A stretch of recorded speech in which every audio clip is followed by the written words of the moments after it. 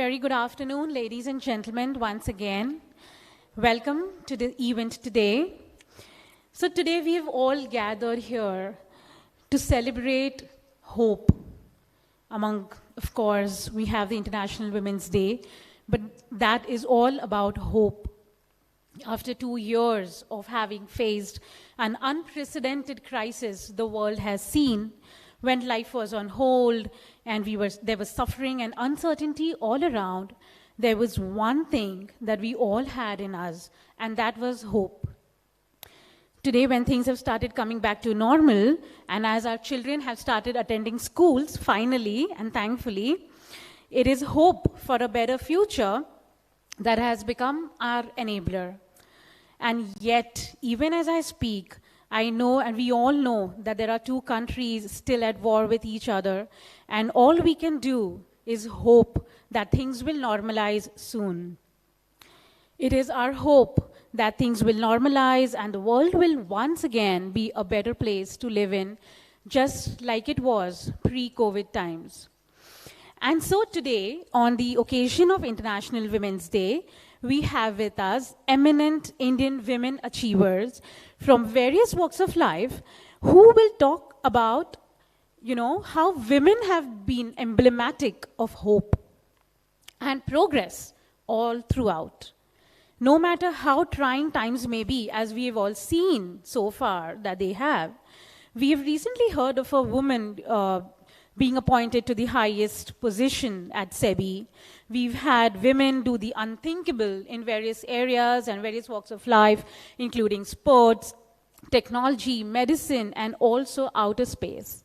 So there is no reason but to believe that there is hope that runs across amongst all of us, especially among all of us women, right? So because when women progress, the society progresses. And to understand this progress, what is this progress? To understand this progress in all its dimensions, we have with us 5 illustrious women who will talk about their own journey towards success, the ups and downs they faced, and how they never gave up that one thing that runs common across all of us, which I've said, hope. Because they never gave up hope, we have all survived. We've survived the trying times of COVID. We've survived the trying times of many, many past years. And I'm sure we will continue to survive the trying times that we may have ahead because we all have hope. I now invite the week's Mumbai Bureau Chief, Mr. Nyanish Jathar, to deliver the welcome address, please. Thank you.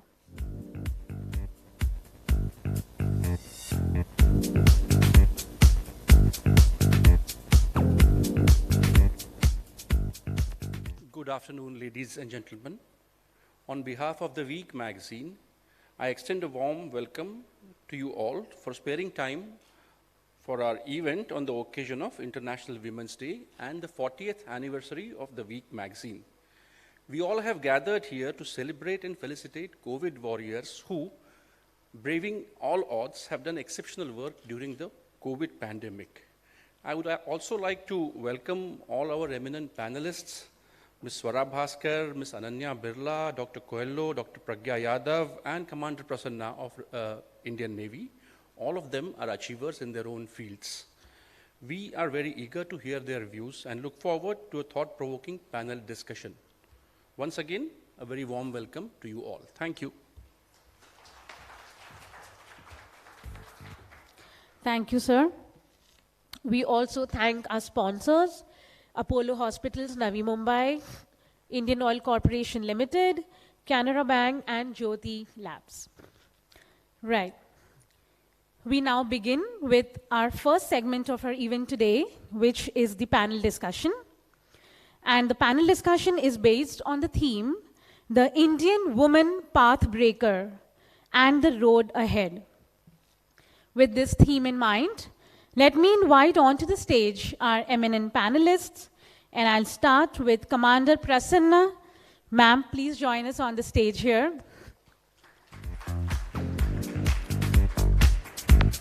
Ladies and gentlemen, Commander Prasana is a retired naval officer who hails from Kanhangad in Kasaragod district. She worked as an air traffic controller in the Indian Navy, and hers is an amazing story of grit, perseverance, and hope. She is one of the 5 lady officers who initiated the fight for permanent commission for women officers in the armed forces. And this fight went on for a good 11 years, after which the Supreme Court declared, favorable judgment after a decade-long struggle. This is huge for women who otherwise had no job security, even after entering the armed forces. And a permanent commission, what it means is it is fulfilled a distant dream for many, many young women and the ones who want to establish a career in the armed forces now. Commander Prasana and a band of warriors fought for gender equality and made it possible for women to enter the NDA, RIMC, and Sainik School on permanent postings.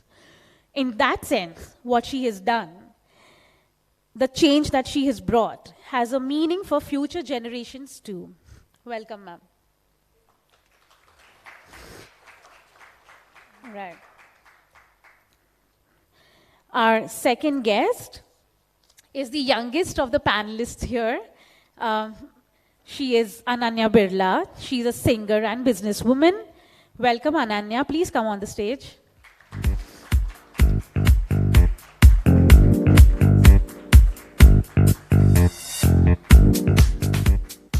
So, ladies and gentlemen, Ananya is a multi-platinum selling singer and businesswoman, the Oxford University alumni, and she's the founder of Swatantra, which is an award-winning financial services umbrella with a gross lending portfolio of $1 billion.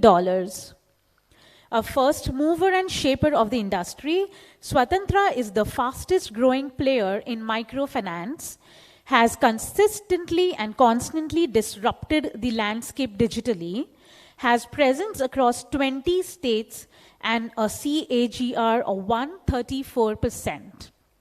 She is also the founder of Ikai Asai, sorry if I've got that word wrong, a home decor brand, and she's also the founder of Ananya Birla Foundation, which is leading pioneering research in mental health in rural India alongside a stellar grant program. We all know how important it is to really have these foundations for mental health, given that we are all so vulnerable to it. The MTV EMA nominee, she was the force and voice behind the Team India Olympics anthem, and now in the latest, she's also the voice behind the latest title track of Rudra. Welcome, Ananya. Right. Next, I invite upon the stage Dr. Pragya Yadav. Ma'am, please come on the stage.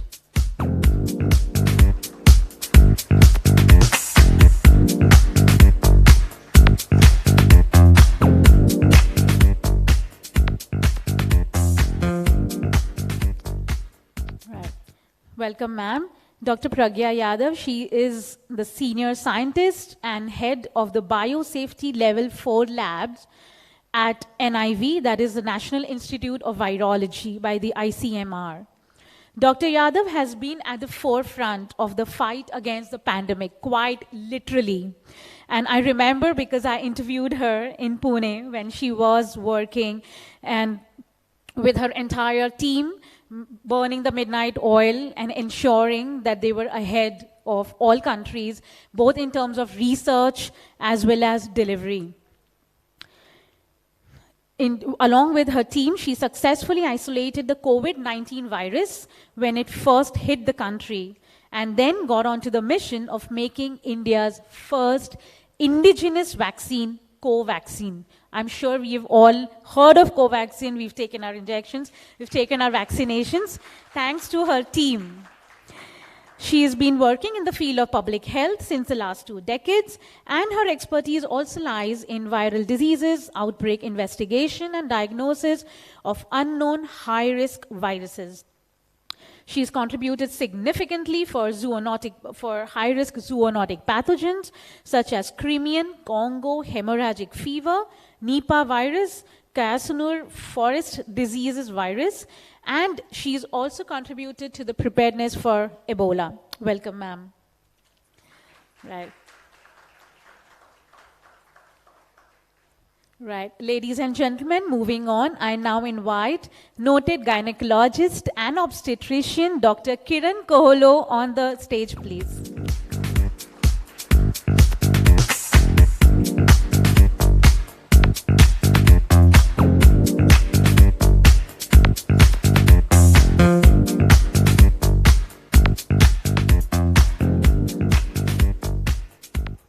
Welcome, ma'am.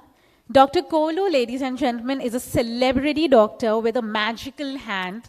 She's got around 40 years of experience, one who heads the gynecology department at Lilavati Hospital in Mumbai and works as a consultant in several private hospitals. She's also the one who vociferously believes in the adage, "The hand that rocks the cradle rules the world." That's Dr. Coelho for you. If you don't take care of the woman in the house, an entire generation is lost, she believes. Dr. Coelho, for whom every woman patient is a celebrity in her own right, continues to contribute to public health and in shaping public health policy. She's a prominent voice when it comes to subjects related to women's reproductive health, not just in Mumbai, but across India. Welcome, a warm welcome to you, ma'am. And ladies and gentlemen, our next guest is the ever charming and opinionated Sara Bhaskar. Let's give a loud round of applause to Sara Bhaskar.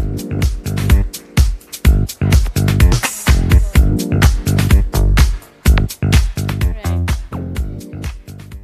So Sara needs no introduction.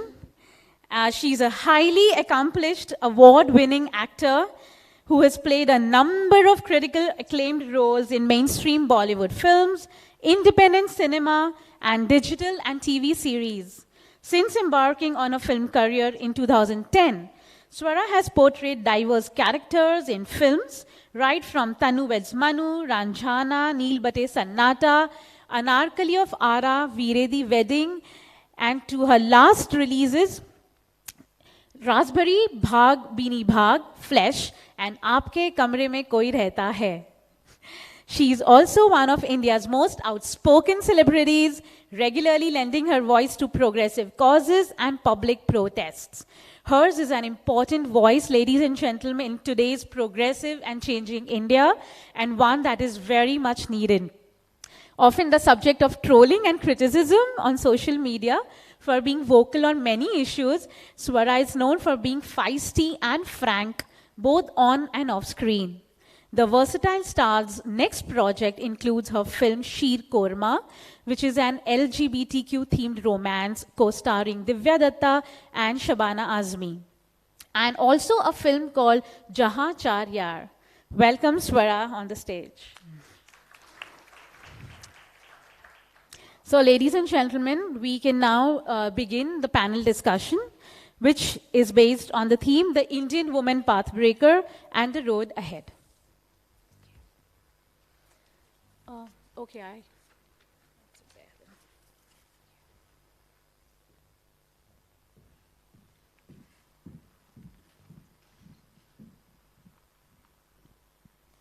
Okay, mic check. Okay. Hello? Okay. Okay, so welcome all of you today's event. Very special because all of you are full of hope. Y'all are a symbol of hope, and that is what we've gathered here for, to discuss your journeys. So let me start with, Commander, with yourself first.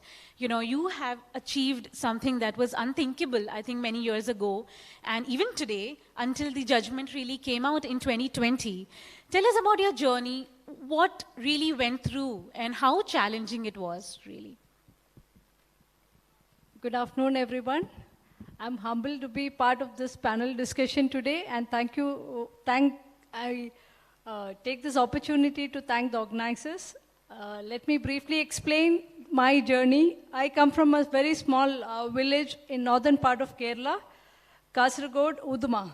And we have a lot of issues in bringing up girl children, and like we are not allowed to step out for various activities other than education or certain limited to lot of factors. So I wanted to change something, and my father always gave us some advice saying that you should lead a quality life and you should stand on your own and do something for the society. So I took this as a challenge. During my school, college days, I was part of NCC, table tennis, and other extracurricular activities, which helped in grooming my personality thanks to my teachers, my well-wishers, parents, and all other friends. And I took up this as a challenge, and I cleared my service selection board interview and joined Indian Navy.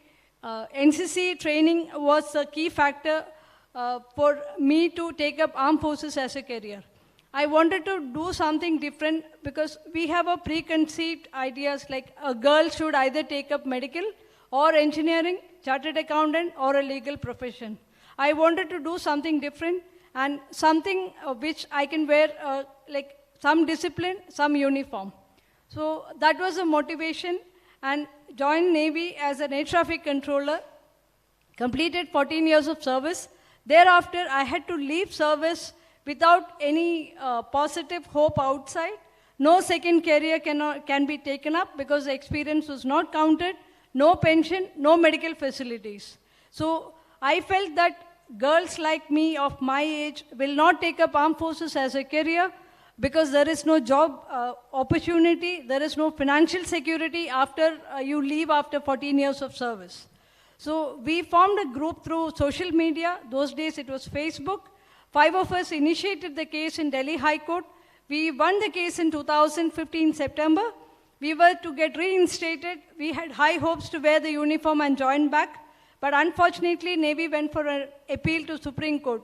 We continued our fight, and it was culminated on 17 March 2020 with a favorable judgment. But 5 of us couldn't get reinstated. We continued our fight to get our full benefits. Idea was to get more and more girls into armed forces, and India should have a strong women power to lead our country.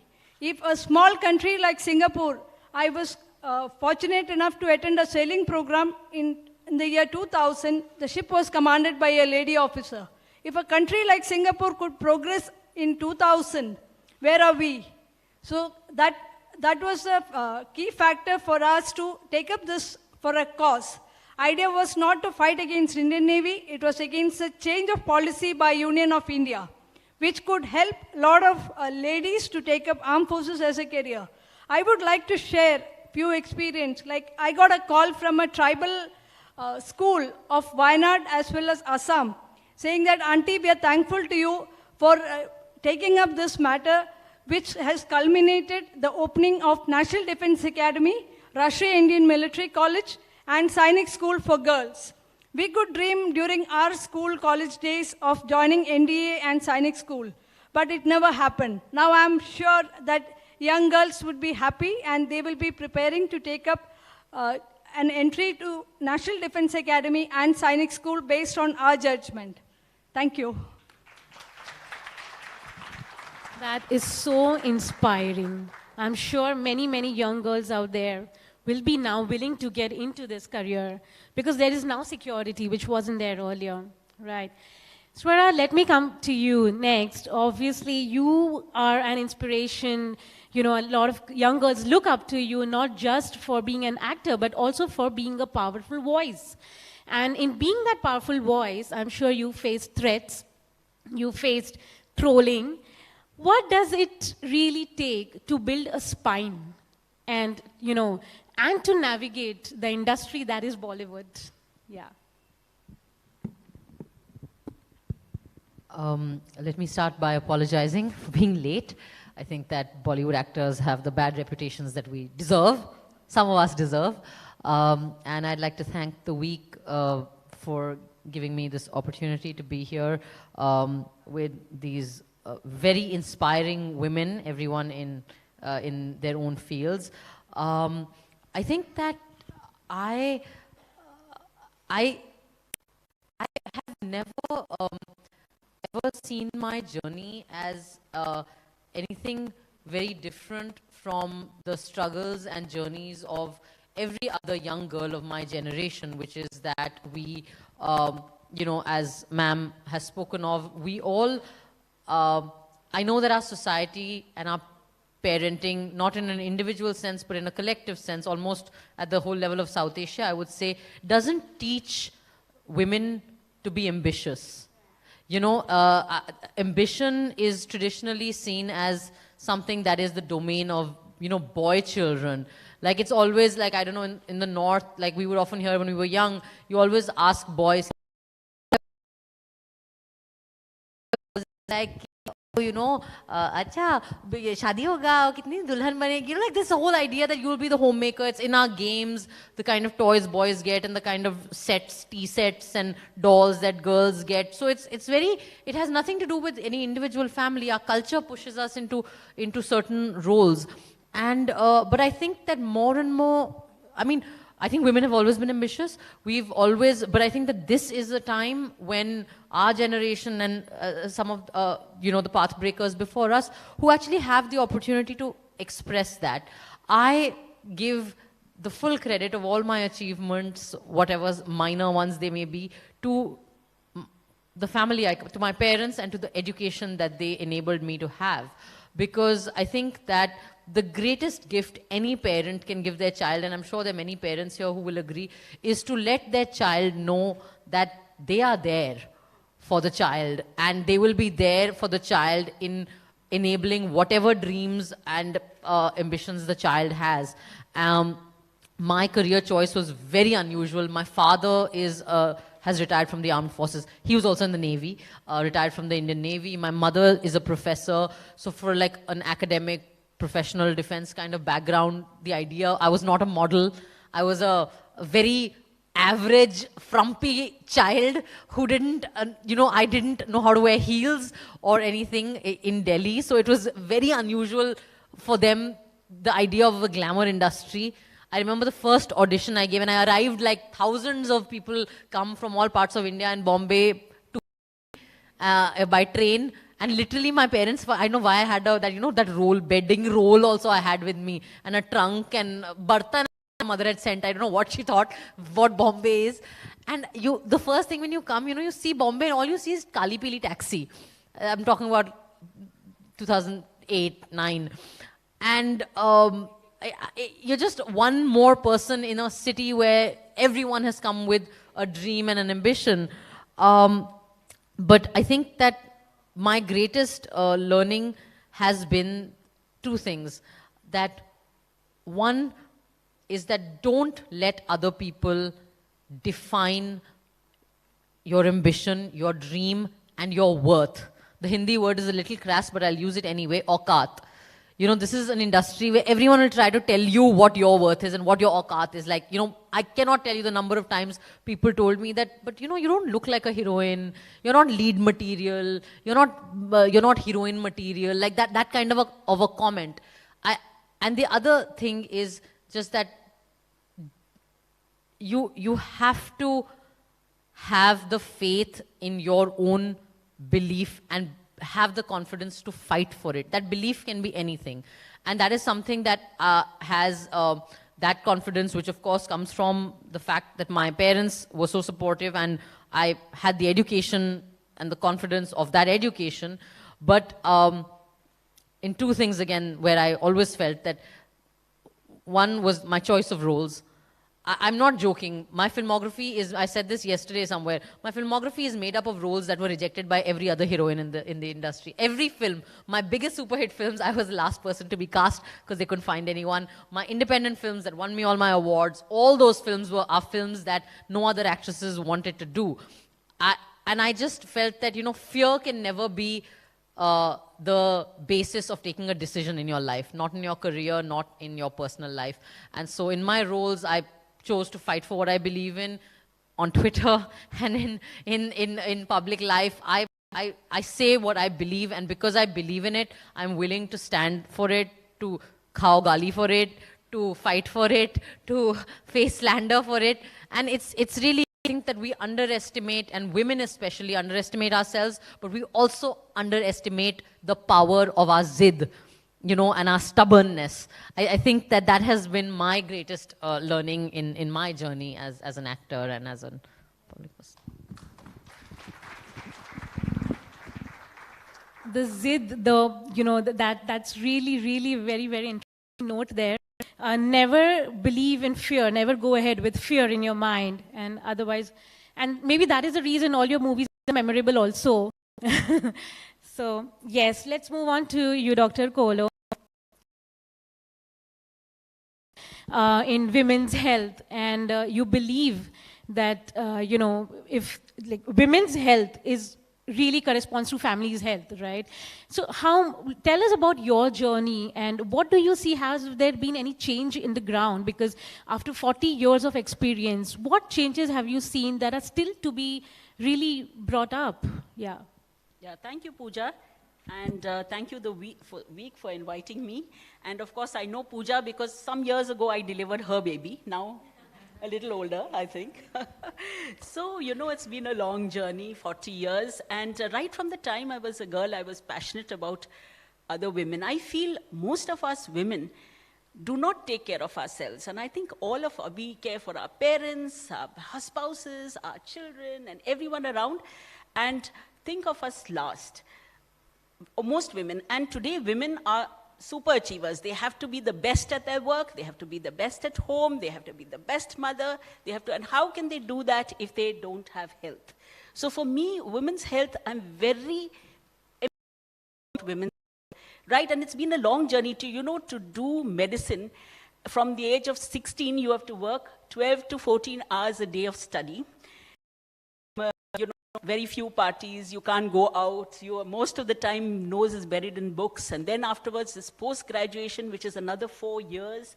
And then for the first 10 years of my career, I worked in municipal hospitals in Bombay. I don't know if you see the depths of poverty in the municipal hospitals, because the poorest of the poor come there, and long hours, sometimes not leave the labor room or the operation theater for at least. My husband was very supportive. Without him, I would not have been able to manage. Working literally 40 out a break. The break I got was to have my children. And half the time, of course, it's been successful. I from patients, and now science is so advanced, when I first started practice, we didn't have ultrasound. We a sea change in care for women health now. We can literally care for the baby within the womb. We can do intrauterine surgery for the baby. We can do minimal access surgery. In the past, you had huge fibroids, tumors, etc., and you had to have a big incision from one end to the other, and then you had to be on bed for so long. Now with small keyhole, that's my specialty, keyhole incisions. We just do a hysterectomy, do all big tumors. The patient goes home the same day, or maybe the next day, through video laparoscopy, minimally invasive laparoscopy, where we don't even have to cut and stitch. We use harmonic scalpel to actually, and it's so wonderful. In the old days when we did the surgery, we'd go to the evening rounds and all the patients would be moaning and groaning in pain. Now when we go for rounds, the patient said, "Did you really operate me?" I had a girl I still remember one of my success stories, a girl from London who was a doctor. She had a huge, about 44 fibroids, and her uterus was still here. And she was only 36, and everywhere she went, she was asked, "You have to remove the uterus, remove the uterus." Then I think it was Ashok Hinduja, because I'm in the Hinduja, who referred her to me. And through minimal access surgery, I removed 44 fibroids without an incision and saved her uterus. And she was so happy. She went back to the UK and had an IVF pregnancy, and now is the mother of a child. And that gives you so much of happiness. But along the way, maybe I was lucky I had a supportive spouse, but so many girls don't. And, you know, I always have that little guilt. I never looked after my children. I have a daughter and a son. And I used to forget, you know, when he was in Bombay Scottish, all the mothers, you go for open day, and the mothers are fighting about 1/2 point and 2 points and their projects. And I used to go to the wrong class because I didn't realize my son was not in the 7th, he was still in the 6th. So that guilt is there with you. Never gave them vacations because invariably either some actress or some VIP or someone has to deliver, so I could never go for, you know, take them for vacations. My husband would take them for vacations. So there's a lot that we have sacrificed on the way. But the joy, and I give a lot of talks on women's health because I feel every woman should give herself a gift on her birthday and have an annual checkup. You know, all breast cancers, cervical cancers, early cancers of women can all be treated if only you have a regular checkup. There are so many, you know, wonderful screening that one can do. So that is why I run a clinic also for women's health. We have annual checkups. We send out reminders to patients. They come actually once and then they forget about it. So we really have to remind. In fact, very often I see the mothers-in-law come with their daughters and say, okay, when we are here, we'll also have a checkup. And then you find that actually they have breast cancer or they have some problem, you know. So that's why annual health, you know, in foreign countries, it's part of their insurance. But we don't have that in India. So we must inculcate that you must have an annual checkup. Yeah. That's in urban India. Then in rural, I think that's another question you wanted to ask me about rural and urban India. We are very unfortunate that we have the highest maternal mortality rate in the world, almost like Sri Lanka, I think, and some African countries are lower than that. And that is because our urban health is very poor. The women are, you know, have over the years have been neglected, but not so. There have been many schemes by this government, which many women don't know about. And I'd like to take just, if you don't mind, just a few, just to tell you that 4 important health, women's health government schemes which are there, which most women don't know about. One is the Pradhan Mantri Maitritya Vandana Yojan. It's a maternity benefits program introduced in the year 2010 and is implemented by the Ministry of Women and Child Development. And it's a conditional transfer scheme for both pregnant and lactating women of age 19 and above for their first child. And the scheme provides conditions for safe delivery, child care, good nutrition, and also covers the wage loss these women suffer during their childbirth. And this many women don't know. The second is the Pradhan Mantri Surakshit Maitritva Abhiyan. And the scheme provides free antenatal services required for pregnant women. And the scheme also says that in the 9th of every month, at medical centers, public, government hospitals, and even private clinics, free of cost, we see pregnant women and also do tests like blood pressure, sugar levels, weight, etc. The third is sanities, where it promotes women's health and hygiene by providing logistics for sanitary napkins, women's and girls. You know that in rural and urban areas, semi-urban areas, girls don't go to school because of their periods and they don't have money to buy sanitary pads. So this sanities helps those women. And then there's the Janani Suraksha Yojana, which is for backward communities, STs and tribals, where they lose their babies and the mothers and the babies because they deliver in very, very poor circumstances without any care. So the government actually gives them 700 rupees in cash and 600 rupees if they deliver in the hospital. They take care of their children and also provide cash incentives to these women. So this, our government has done this for women, and we hope with the implementation of these programs, even the urban and the poor would have better health. Thank you so much. That was indeed very informative, Doctor. Thank you. And also the annual health checkup that you spoke about, I think we should really make it mandatory, at least on Women's Day, for all women. So yes. Moving on to Dr. Yadav, Dr. Pragya Yadav, yourself. You know, somewhere you said that the amount of work which you did in the last 2 years, people do it in their whole professional lifespan. Those were the harrowing days, I'm sure. because it was also emotionally overwhelming for you. You have two teenage children, I think, whom you had to stay away from them because of risk of infection during the COVID days. So tell us about those days. Go back in time and tell us, how did you really pull it off? It was immense to develop Covaxin. Yeah. Thank you, Pooja.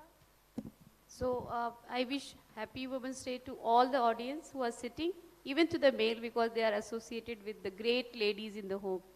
So, and I also wish the week for their 40th anniversary, which they are celebrating, and we are very happy to part of this celebration.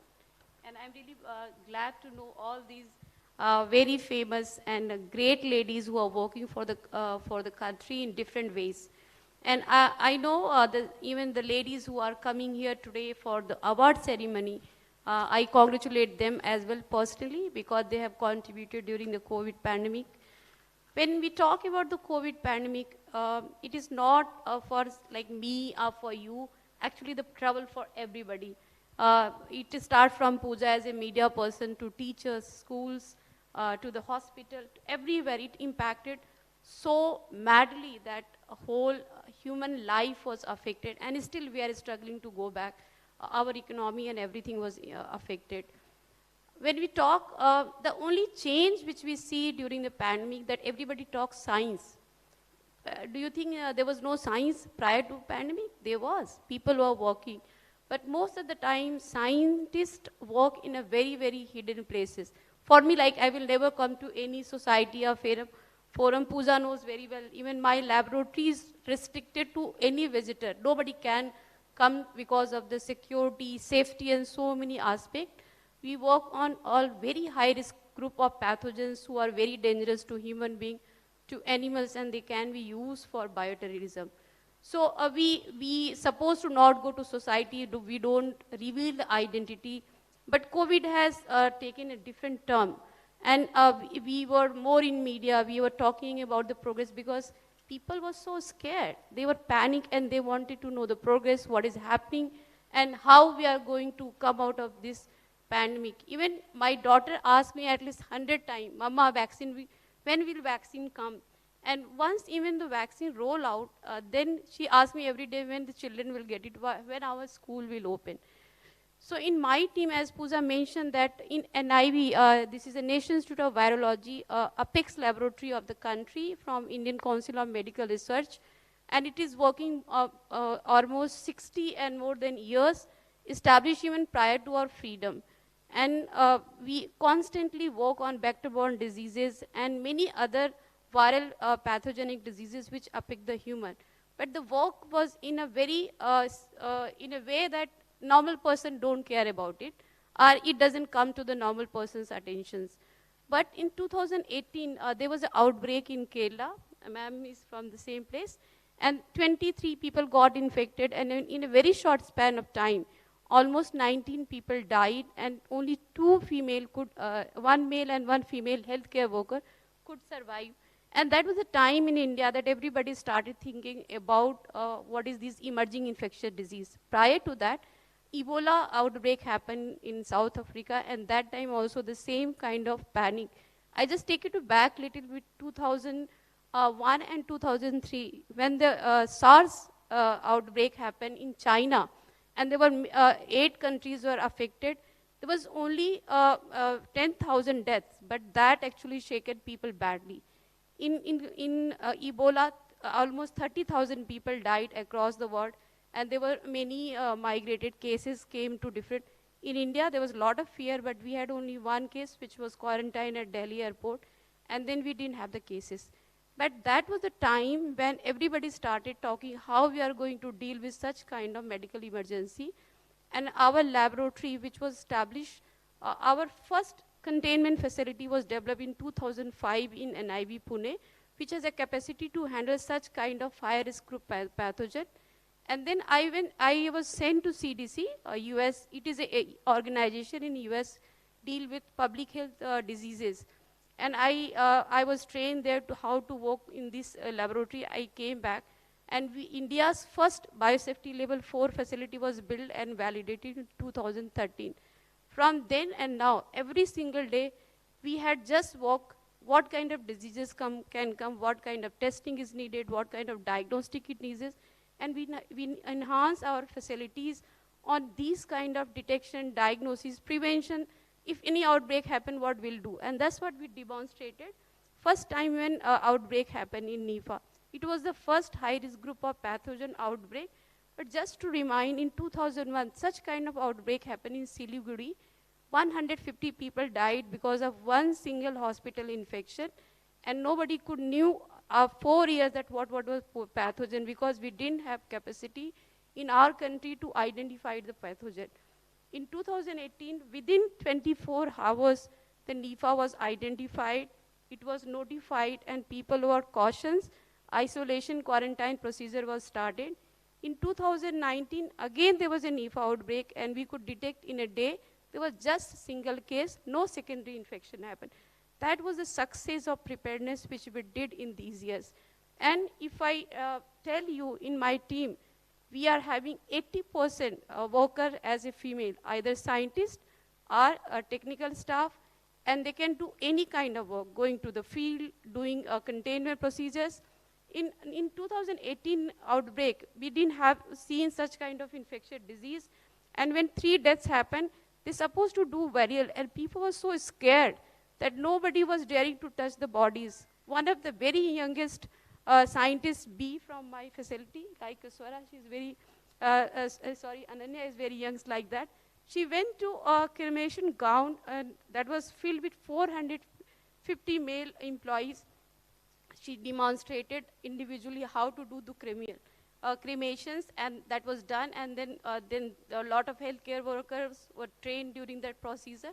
And that was the beginning of infectious disease in our country. Then a lot of training was conducted later on. During the pandemic, we have seen how much crisis we seen, panic which we seen in the first phase. We didn't have PPE, we didn't have the diagnostic, and it was a challenge for us when the outbreak started. So in the beginning, the first thing was to have the right diagnostic. So we started working on diagnostic, and as soon as we could settle down on diagnostic, ICMR has 126 VRDL network, which is located in across the country in different medical colleges. And they were trained online. That was the first time we used this online tool for training, for delivering. And the first time which I could say, and I feel very proud, that different ministries of government, state government, central government, everybody could work in harmony to deliver something to the public in the time of crisis. Then we started thinking, what if the pandemic is going to spread? Then you need therapeutics and you need drugs. And these are the two difficult things to make. If you know, the cycle of making a drug is 15 years. Cycle of vaccine is 5-year minimum, because of its long procedures of the approval, the animal experimentation, human trials.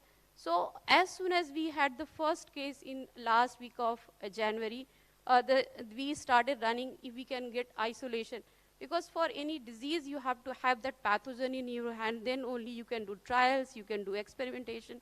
So we started with the first case, genome sequencing, their characterization, and then we got the virus isolate in March, when we have a pool of people coming from Italy, in Jaipur and Delhi, and we could do the virus isolation. We collaborated with Bharat Biotech. And in the meantime, you remember 24th March, the lockdown was implemented. Everybody was advised to be at home. But the healthcare worker and the researcher, they have to have in the lab so that they can do something for the people who are suffering and they are in the home. So we're starting our journey to make the vaccine, but during the lockdown, the challenge, the Pune is one of the very hottest zone. We had the maximum number of the cases. We, as I said, the maximum number of females, they have very small children at the home. There was no maid, and domestic help was available at the same time. All the bus services were stopped. And we could not import any reagents. And in India, most of the testing methods are actually imported from US, Germany, and we don't make it. That was another challenge for us, not only the personal protective equipment, even we don't make a lot of equipments which are required for the medical and also for the laboratory. So these were the basic challenges, and then you have to deal with the how these ladies are going to come to the work. If their children are alone, there was no creche services open. There no parents can come to help them. Husbands are working from home. Most of the people are in IT and other jobs. So it was really challenge. And moreover, if they go and come back, do the traveling every day with all the COVID pass and everything, but if they get infected, come to the facility, they can infect other workers. They can infect my animals who we are experimenting, and our whole things will go waste. So we requested a huge number of the staff to stay in campus, work with us. So initially there was 4 months that most of the people stayed in the campus. They work there, and we continuously work. It was not like that we are going 9 to 5:30. And there was no limit what we have to do. Every day there was different challenges. People came with the PP, that we have antiviral PP. Can you demonstrate if it can kill the coronavirus? We made some reagent. So it was a very challenging scientific journey. In the past, we work on one single pathogen at a time, but this single pathogen created so many forms, variant of concern. It challenged our scientific ability to think, even I should say. And this was the only facility in the country which can deliver, which can do genomic sequencing, which can do, because of our great infrastructure, we can do animal experimentation. And you know, the team is always less when you have so much to do. But I thank all the female workers who work with me. They were super ladies, I can say. They never said that we are not coming work because my child is small, I don't have. We define the flexible time schedule. So who can come who? We chalked down the program. But in spite of that, there are some ladies, they have to work 18 hours, 20 hours. Sometimes even we stayed 2-3 days in a set to the place to work because you want to get the fast results. And they're making the vaccine. There were a few more challenges, not that just work. We wanted to, as soon as we got the virus and we hand over to Bharat Biotech, they made the formula. We wanted to do this challenge in monkey and also to the hamster. Hamster we don't have because we were not ready. So we have to get from NIE Hyderabad.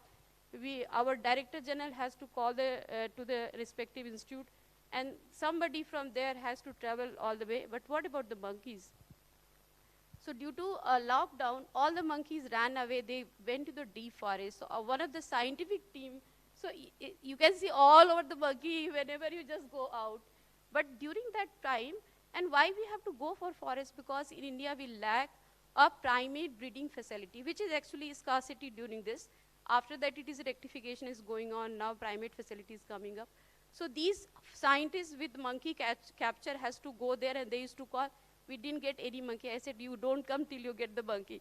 So you have to be very harsh and a bad boss all over, and you have to threat them. If you come back, the DZ will see you. So that kind of threatening I have to give him. Finally, we could get those monkey. The monkeys were tested like human beings. They're supposed to not have a disease. They should not have any tuberculosis and all. So as madam explained, so we have to look at all the genetic system, their health and everything. And once they've proven that they are healthy monkey, then we started our experiment.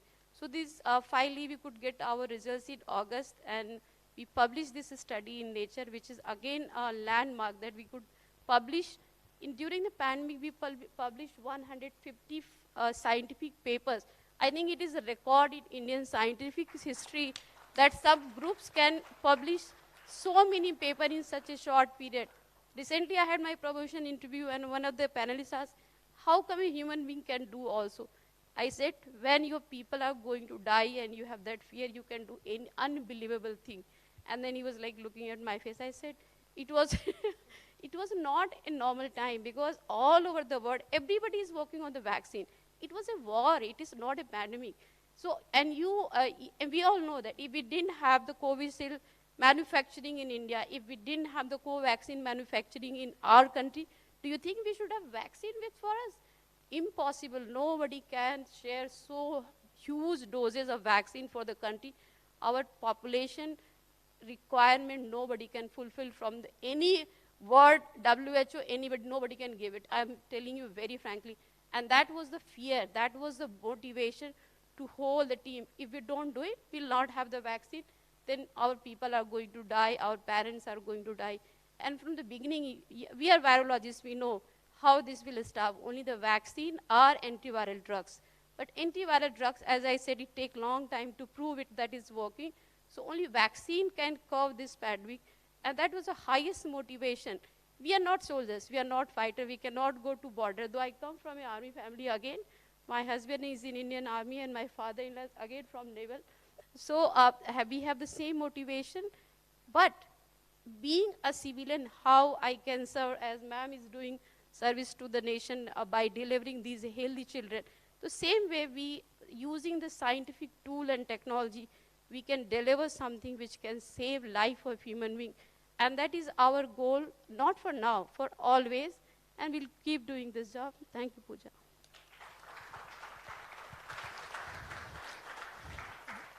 That was such an inspiring story, really. And I think that really was also a story of hope, which forms the crux of this panel discussion today. Right, so moving on to you, Ananya. You have donned so many multiple hats, that of a singer, a businesswoman, you helm the Mental Health Foundation. You're also seeing strategy in critical projects at Aditya Birla Group. So yours is a story of passion and ambition together. Tell us how, for an aspiring Indian girl, how do you go about it? And yeah.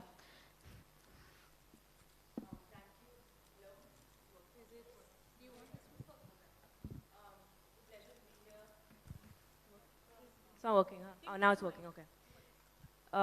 It's a pleasure to be here amongst all of you. Thank you for having me today. Congratulations on 40 years, the week. So I am very lucky to be in a position where my close-knit family were very open-minded. So I have personally never faced any sort of inequality from within my family, which has really given me a lot of strength to be able to make a difference.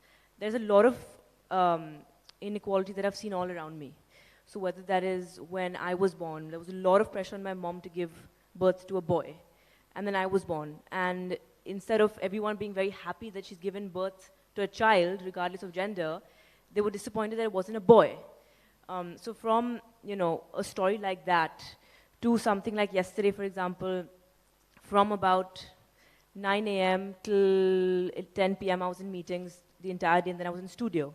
So not just in the fintech space, but whether that's health insurance, whether that is innovation, various different, Birla estates.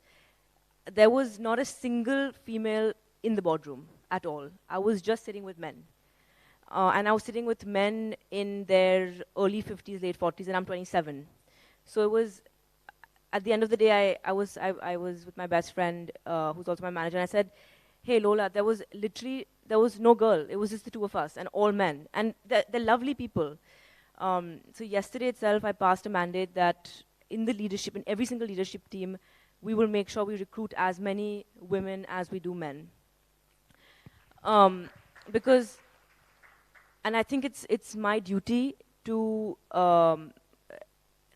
give back and to make sure that women are given as much importance as men are. Like Swara said, and I completely agree, it's a lot of conditioning. From a very young age itself, we're told that we're supposed to be in a certain way because we are women. I don't know how many times I'm asked at every single family function when I'm going to get married. And I'm like, I don't have an answer for you. I don't know. When it happens, it happens. You can't plan something like that. So it's all around me every day, whether that is, my mom, or whether that is the women around me, whether that's in the workspace, whether that's in the music space. It's always, it's everywhere around us. So in my own small way, I try to make a difference. Personally, in my family, another story is every girl has gotten married between 18 and 24, and I'm 27. So in my own small way, whether it's in my own life, whether it's the things that I do around me, I always try to say, we all are individuals. Forget even gender, right? We're all individuals. And we all have masculine energy and feminine energy. That's who we are as human beings. And we must embrace both. So now one day if I want to wear heels, another day I want to wear a suit, I embrace both sides of me. And I think we all should. And that's what makes us human. So I think we have a long way to go as a society. And there's so much that, we all are so passionate about this subject. There's so much we can say. So regardless of whether it's in my personal life, whether that is in the corporate world, whether it's in the entertainment space, there's a lot of work to be done. And, you know, women like all of you, it's very inspiring to see. I think we need to start making a change in our own lives, which then hopefully 2 other women see, 2 other men see, and we can start making a difference. So yeah, a big thank you to all of you here. A big thank you to my family, my team, and one day at a time, hopefully we will see a difference.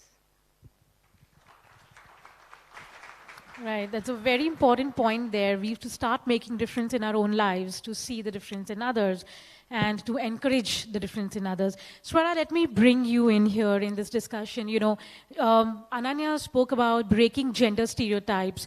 Tell us about how do you handle that and how have you handled that and how, you know, what is your story on breaking gender stereotypes when it comes to you as an actress in Bollywood?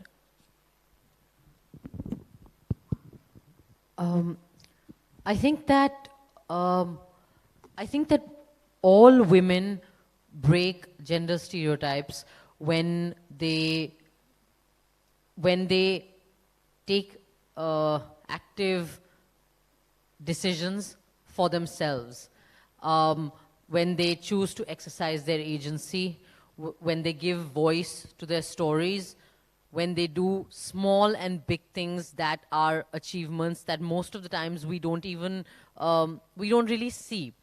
I think that so much of the strength and solidarity that women give each other, which enables each other and others to achieve things, are stories that really, that we don't think of it because we're not trained to see it like that. Before I speak about myself, I just want to, again, so many inspiring women on the table, and I think it's very wonderful what Ananya said about, you know, things that in your own life, like just the fact that she is not married. I mean, you're really young, dude. Like, I'm still not married. Like, I'm a good, there's a long way to go. Just the fact that she, in her family, is a girl who's crossed that expected age of being married. In taking this small decision, she may not have done it consciously. She's just living her life. She's making it easier for every younger girl born in her family for that. Your decision to fight that case, of course, has changed possibilities for women in India. You're enabling people's health. I mean, you're just saving the country. So I think of even, but in our houses, you know, my nani was married at the age of 15. She had my mother when she was 16 and a half. She didn't study beyond class 8, and I think she failed that as well because she was not interested. But and an uneducated woman, she made sure she had 4 children. All her daughters are PhDs today. She borrowed money from her relatives to send her youngest daughter, who went abroad first, because my nana didn't have the money or wouldn't, whatever happened in the family. But I'm saying that, you know, so when we think of breaking gender stereotypes, I don't think we need to think of big crazy things. We just have to pay attention to the small things that choices we are making, and the choices that the women or the men, even our fathers, our brothers around us are making. I think that for me, I don't know. I don't think one lives consciously every moment of one's life thinking this decision is going to break a gender stereotype and that decision is going to break a gender stereotype. I think that because I didn't listen to the rules that the glamour game sets for heroine aspirants. I came to Bombay and I was like, when somebody said, so what do you want to be? I was like, I want to be Shah Rukh Khan. And they were like, what? Like, you're a girl. And I was like, I don't care. Of course, I couldn't be Shah Rukh Khan because Shah Rukh Khan is here and he's ruling and he's amazing. But at least that enabled me to become Sara Bhaskar. I think that, again, just in the fact that I didn't listen to the tried and tested formula that everyone said that was just the path to take. So first rule that I broke, if you want to be a heroine, you don't play a heroine's best friend. My break film was Tanu Weds Manu. Second rule, you want to be a heroine, you don't play the girl who loses the guy. Ranjana is the role I'm most remembered for. Third rule, you want to be a heroine, you don't play a superstar's sister. Prem Ratan Dhan Payo is the film that gave me recognition beyond whatever. Fourth rule, you want to be a heroine, you don't play a mother of a teenager. Nilbate Sanata is my most special film of my career. It's my first solo hit. Fifth rule, you want to be a heroine, you don't play a loose character, bad morality, bachalan woman. Anarkali of Ara is, I think, the film that I will be the proudest of my whole life. So I think that we have to stop paying so much attention to rules made by other people, often men, to determine how we will live our lives and what we will choose to do. Because you're sitting here, and I just want to say I'm so grateful. I have spent the pandemic last 2 years freezing my eggs because I'm single, I'm not married, I don't know, I have not had very good luck in love, let's put it like that, and I don't trust my judgment. I don't trust my judgment, but I want a family. And then I happened to attend a conference about IVF, and I began to learn and read, and I began to talk to my parents and ask whether, is it possible for me to have children without getting married?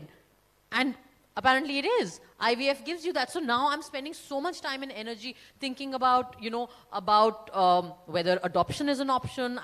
I've listed up on the Kara website, which is the only way in which you can adopt in India. It's all centralized and very strict, which is good. So I've sort of listed myself on that. I've frozen my eggs, which sorry for sharing these personal details, but it's just because I think that, it's 2022. Science is giving us the options. If we don't decide to live our lives in the way we choose, then what is the point of all this privileged, urban, educated life? Like, why did we have all this? So I think that if we live our lives with the confidence and the fearlessness and the belief that we can be true to ourselves, then without realizing, we end up breaking gender stereotypes. And that's my learning. Can I just add to what Ananya and Swara said, is that, it's all very well to talk about, women's rights, etc. But I'll tell you the ground realities. Is that, when a woman is having a second daughter or a third daughter, I don't even tell the sex of the baby until the placenta is out, because she will hemorrhage to death with the sheer shock of having a second daughter or a third daughter. And even my children will tell me that, when, every woman gives her doctor some sweets after the baby is born.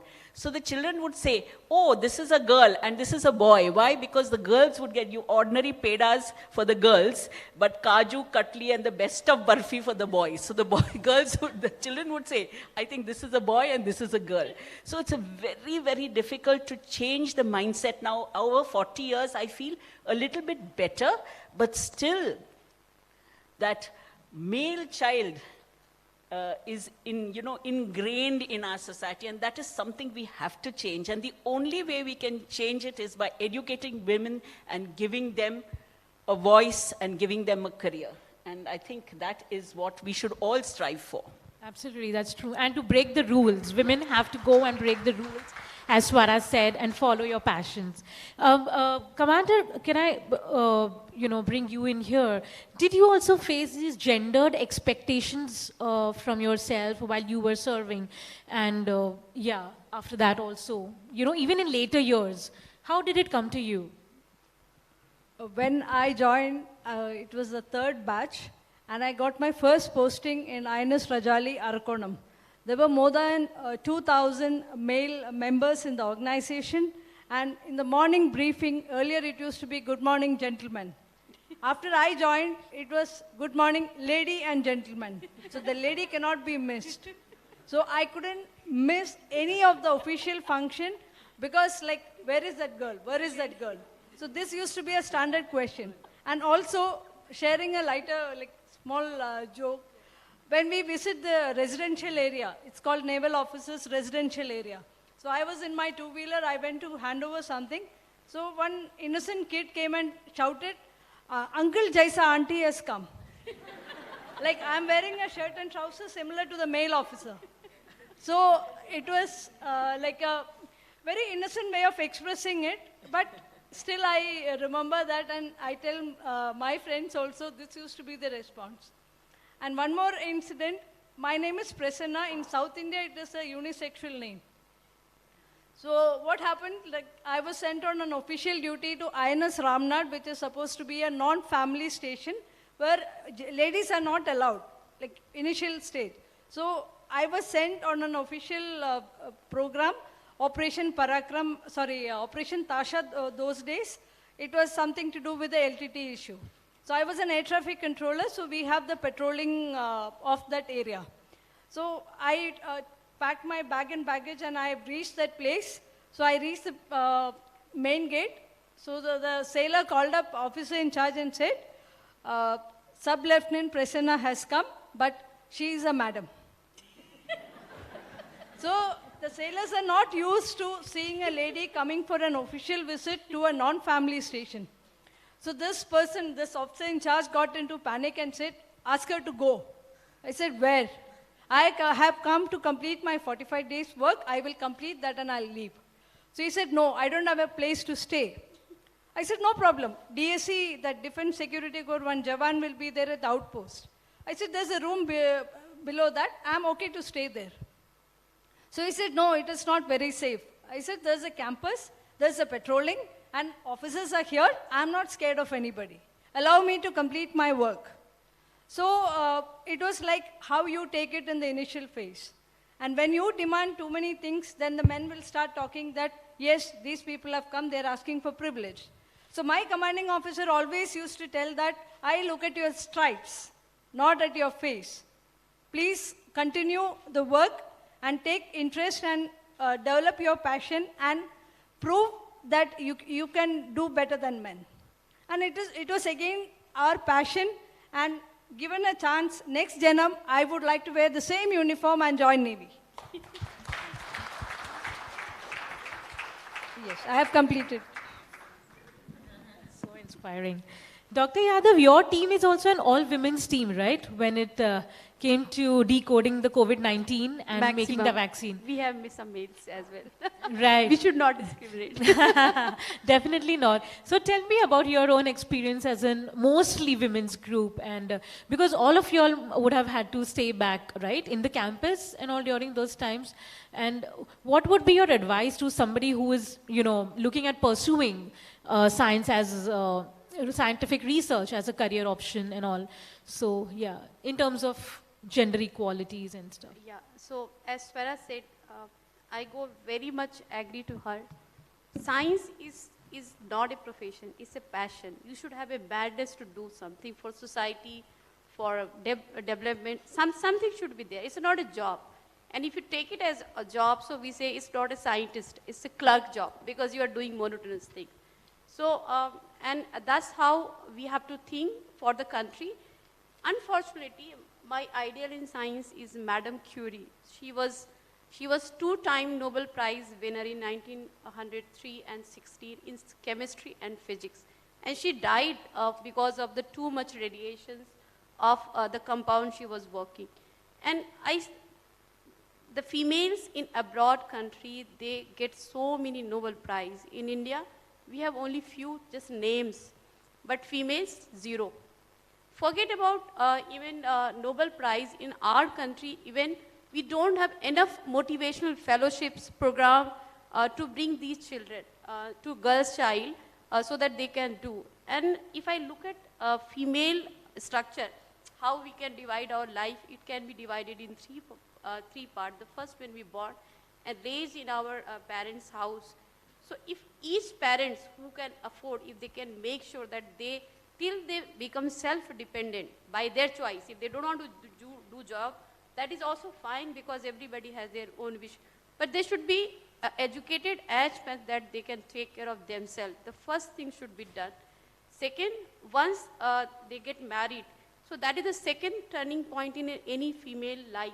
And many of the very talented girls has to leave their job if they are not a permanent government employee or a very good established professionals. So we have to have some way that they should come back once they are settled with their child, and they should work again for the society. Because if they are talented, they really need. third and most important, that the young females who are doing very well, they should have chance to get leadership early. They shouldn't wait for get all the hairs gray and they should be old enough, because in our society still there is a taboo for any, unless you are old, you are not respected. You are not given a proper leadership job, and I really object to that. Why I have to be very old to do something when my energy is less? I should do that job when I'm highly energetic, my ideas are vibrant, and I can do very high job. So that is one I really want the society to be changed. More important, in the village and other area where females do a lot of work. They are doing the grooming of the children, they take care of the home, they do fisheries and many other professions. If they can be provided proper training so that their skill is developed, they can achieve more what they are getting today. So that is one which I appeal. I'm not saying that the country is not making progress, our country is not making efforts. There are efforts from each and every angle of the society. That's why we are here today. That's why we are so strong women from different areas talking today, and we see so many women in the forum and in the family as well. But at the same time, these efforts are not enough so far. If I look at the list of any awards, if I look at either it's Padma Shri, Padma Bhushan, or Nari Visesh Samman Puruskar, which is just declared yesterday for female entrepreneur, rural females and all, the numbers are so small. The number has to be enhanced because we are 50% of the total population. We have to contribute 50% to the development to the society. And unless until we do it, we are not going to be progressing. We are not going to be good as other countries. So we have to have the same kind of input in any other form, in whatever way somebody can do it. I think work is so much expanded in the life, but we have to do it. That's what I think. Right. That's a very important point. I think believe in yourself is what you're saying, that you have to believe in your abilities no matter what and go ahead. So let's let's take up some audience questions. Yeah. Okay, we are throwing the round for, yes, this sir there. If somebody can give them a mic, please.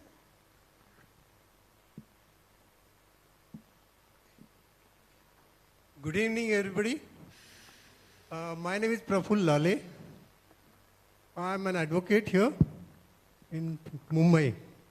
I would like to ask the gynecologist ma'am one question on her achievement. Ma'am, it's great that you made one of the ladies who had given a birth to a child. It is well said that child gives birth to a woman, mother, I'm sorry. So it's a great job you have done. You have done a beautiful job after a very, very long time. Maybe you might have done it earlier also, but this is a great achievement I could consider. And next to you, ma'am, one of the best scientists which I can see here for inventing Covaxin or Covishield either. So I'm so excited to see that personally, that these two ladies which have achieved the greatest job in India. Great women, everybody in their own position and their achievement, they have done best for the India. Wow, great. Bravo. Thank you. Thank you, sir. Any more questions from the audience?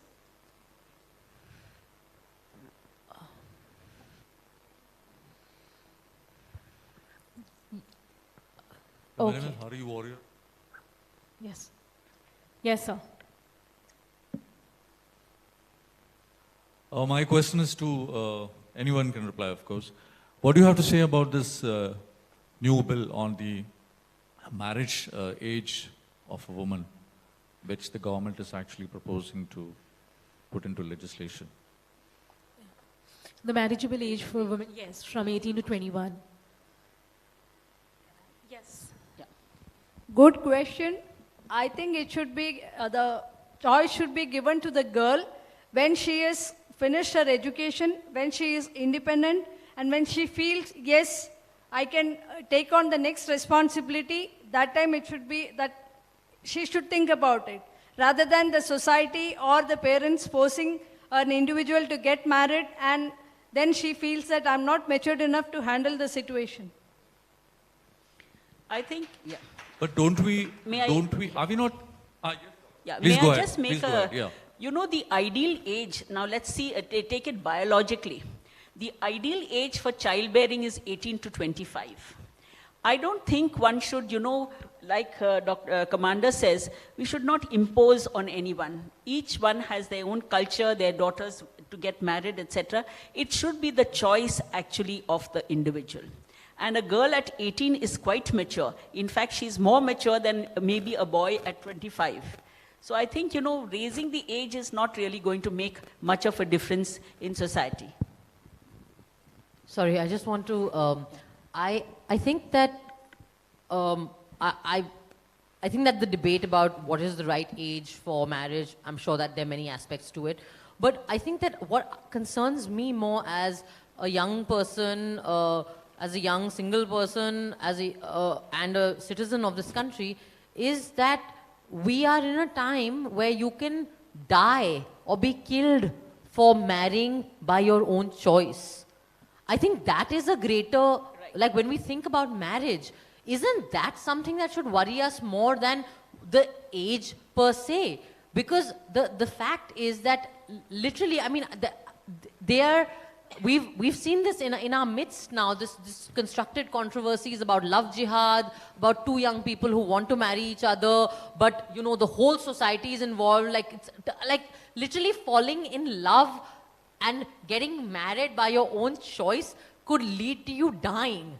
This is 2022 in India. I mean, it sounds bizarre, but it is a reality in so many different ways in so many different parts of India. And you know, I was sorry, I'm just adding this small thing. No, please go I ahead. was the narrator for a very lovely show that Shyam Benegal sir directed called Samvidhan, the making of the Indian Constitution. It's the story of how the Indian Constitution was written. And I remember a scene in that show, and I didn't know about this, that Rajkumari Amrit Kaur and Hansa Mehta ji, who were members of the Constitutional, the Assembly and on the committee, had actually drafted a bill which was the Right to Marry Bill. This is back in 1949. The right to marry, that it would give Indian children or young people the age 18 and above, boys and girls, the right to marry whoever they wanted. And every man on that committee said it's not possible to pass this bill. You know, there's too much tradition. What will families say? Fathers, this, that. Imagine that. Imagine that if we actually had, we don't have the constitutional right to marry who we want. We have all different kinds of other arrangements, Special Marriage Act, this, that, but you're literally at a time, and this is an issue that it concerns, of course, the LGBTQI plus community, yes, because there is a whole other problem there of legislation, and of course, recently only that we've decriminalized, you know, Article Section 3, go to 370, no, not 370. 370 is Jammu Kashmir. Anyway, whichever, I don't remember the name of the section, but but it's something that concerns all young Indian people. I mean, imagine that. So I think that when we think of the age of marriage and all that, yes, sure. But can we just start with like allowing people to marry who they want and who they love? We're not even there as a society. So that's the issue that really concerns me more when we talk about marriage. I mean, Kerala had that Hadia case. Right. I mean, the NIA was investigating a girl, an adult girl who married on her own choice. The National Investigating Agency was investigating that case. It should make us all think about, like, you know. And too much of interference in one's life. Now, I don't know if you know about the surrogate bill which has just been passed. Yes. That is another retrograded step. You see, we have surrogacy, you have poor women who are ready. They could have regulated it rather than throwing the baby out with the bathwater. Now, no one can have surrogacy in India. And they say altruistic. Who is going to carry a baby for 9 months without any remuneration? You know, so all the young, and I'm in infertility, I feel so sad. So many women, because of IVF, can have babies. Those who, you know, they have had cancer, they have no eggs, they could have donor eggs. If they don't have a uterus, they could have a surrogate. They could have their own genetic babies.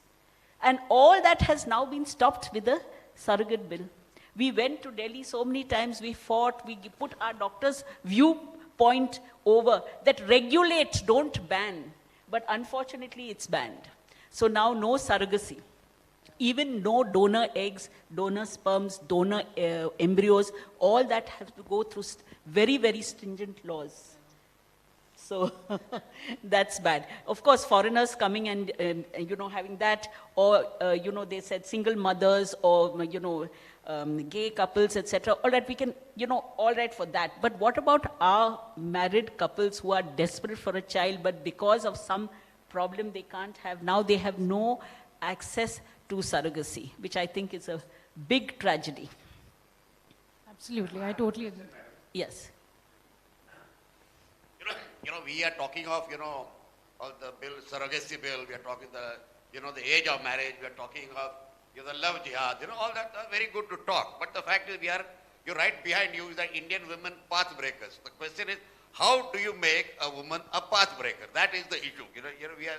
The question is, you can make people, men or women for that matter, pathbreakers, provided you give them the right sort of education.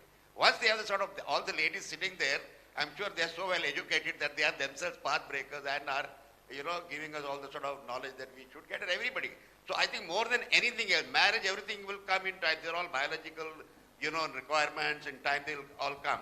But more important to me, to my mind, is that parents, particularly, in India, unless your body is not cremated by a male progeny, you'll never go to heaven. Some of that now, that concept is, to my mind, very foolish. What I want to say, what do all the ladies who are pathbreakers sitting there going to tell us, what should parents do to make their daughters particularly as pathbreakers in the society? See, we are not talking of now we are in 2020. Let's see what we expect them to be at 2050, 2070, 2080. That's what. These are the women who are going to take us forward. Love jihad will today is there tomorrow. They want somebody in Kerala does something and become national news. And the newspapers are there, the TV, from morning to night they are doing the whole thing. So it's not, that is my question. What advice would you give to the parents to do something so that they make their girl child pathbreakers? That's my question. I think we have all answered that question, sir. And because we are pathbreakers and we are fighting for women's rights and age of marriage, surrogacy, right to birth, all these are women's issues. And today we are talking about... No, with reference to education, that's my question. Yeah, with education, of course. With education, you can then ask the questions. I'm just going to ask Ananya if you could take that question also. I think, like you said, the Kerala thing or the love jihad, those things are not small things, they're actually very, very big things. And those are the things that come together to create larger issues. So the first thing is to not belittle things like that. So that's very big education. I mean, it's a big part of education is these smaller things impact all of us in much larger ways. So they're very pertinent points that mustn't be belittled. And in terms of the rest of your question, you were basically asking, you were saying that to become a pathbreaker, one must educate women. Is that what you were trying to say? I didn't quite, because I think... No, you're right. That too. Also, what would be your message of hope to the young little Indian girl who looks up to you, to pursue a career of passion, to follow her passion, basically? I would say be yourself. Unabashedly be who you are. True. Yes, exactly. Right? Exactly. And on the path of, on that journey, if you happen to be a pathbreaker, societally break rules, then so be it. Yeah. If not, so be it. You would have lived a life that you are proud of. You can go to bed in peace. Right. What more do we want? We want to live a life with peace of mind. And to never give up hope. Just be yourself. And if that is what society puts on a pedestal, then that's what it is. If that's what society looks down upon, that's what it is. Just be yourself, because at the end of the day, that's what matters, is your own happiness, your own peace of mind. Forget about it's just, you want to live a happy life. Yeah, I just go with Ananya. I have a daughter, teenage daughter. And teenage daughter are very vibrant. They have a lot of questions. And that's how I think sir is asking the same kind of questions. So when we were growing up, as even Commander Prasana said, there were two professions in Indian society, either doctor or engineer. And after some time when I've grown up a little bit, then I came to know that there are science and other field where we can go. But now there are so many other fields. Industry has grown, our entertainment industry has grown, and science, technology, mass communications, so many. And why to limit to the India? Even abroad, there are so many opportunities for girls' children. What I'm trying to say here, that my job is to make sure that my daughter get educated, and what she wants to do, what profession she wants to choose, that should be her decision. I'm not going to tell her that you have to be a IS officer or doctor or engineer. It should be her own choice. But in that process, I'm going to support unconditionally, going to stand by with her to not make a mistake. But even though if she does, I'm still going to be stand with her. That's how I feel like a mother to be. That is all my job. My husband is a doctor, and as ma'am has said, the profession of a doctor and scientist is very, very sad profession for the children if I count, because we don't get much of the time. And my husband kept advising me that our children will not become doctor. He is a surgeon, he spent a lot of time in hospital. So I told him, no, you cannot make this decision for the children. Let them make their own decision.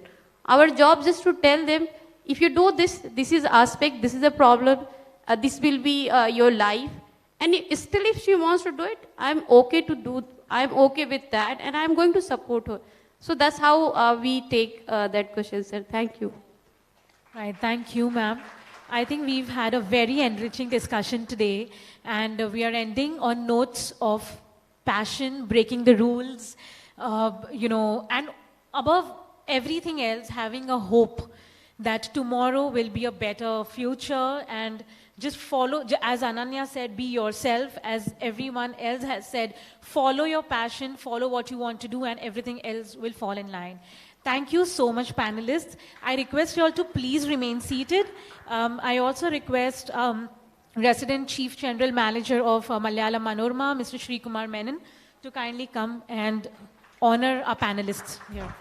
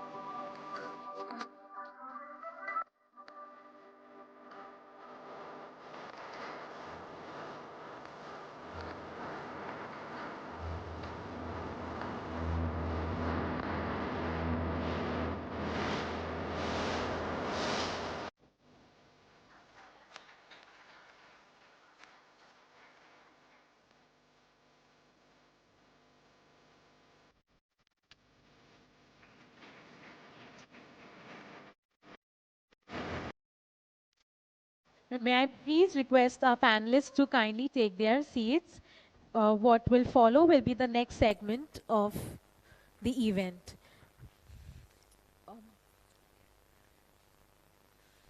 Right, may I please request the panelists to kindly take their seats on the table here. Thank you.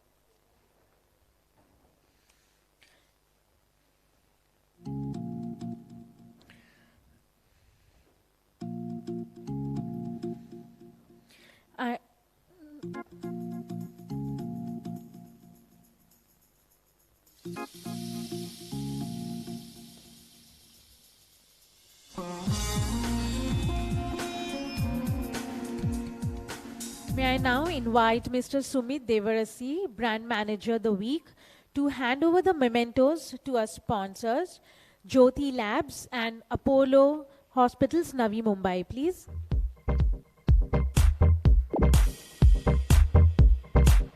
May we have the sponsors on the stage, please?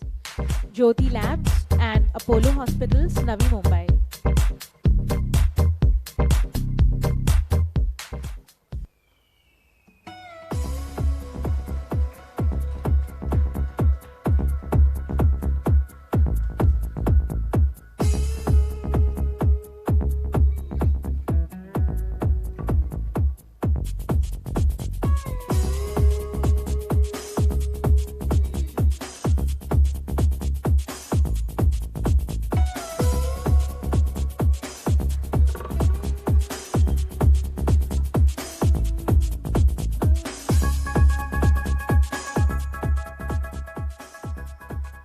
right, ladies and gentlemen, we now move on to the next segment of our event, which is honoring our Sheroes, the frontline warriors who've helped us throughout the pandemic. May I request Mr. Hari Warrior, Senior General Manager, Malayalam Manorama, to set the context for our next segment, which is honoring our COVID heroes, please.